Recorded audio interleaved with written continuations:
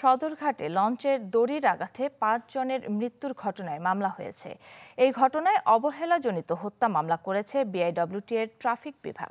সদরঘাট নৌথানার ভারপ্রাপ্ত কর্মকর্তা জানান, গতকাল রাতে মামলাটি করেন বিআইডব্লিউটি এর ট্রাফিক বিভাগের একজন যুগ্ম পরিচালক। জানান, এই ঘটনায় আটক তাশরিফ ৪ এবং ফারহান ৬ এর সংশ্লিষ্ট ৫ জনের বিরুদ্ধে ৭ দিনের রিমান্ড আবেদন করা হবে। বাতিল করা হয়েছে লঞ্চ দুটির রুট পারমিট। সিসিটিভি ফুটেজে দেখা যায়, যাত্রীর অপেক্ষায় দাঁড়িয়ে ছিল তাশরিফ ৪ লঞ্চ। গা ঘেঁষে পল্টনে ঢোকার চেষ্টা করছিল ফারহান ৬ সহ আরেকটি লঞ্চ। দুটি লঞ্চের চাপে ছিঁড়ে যায় দড়ি, আঘাত করে যাত্রীদের উপর।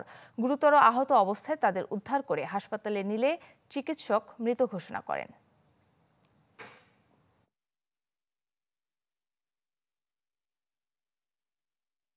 হত্যা মামলা বলতে অবহেলাজনিত হত্যা আর কি, দুর্ঘটনাজনিত। রাত্রে ১২টার পূর্বেই মামলা হয়েছে।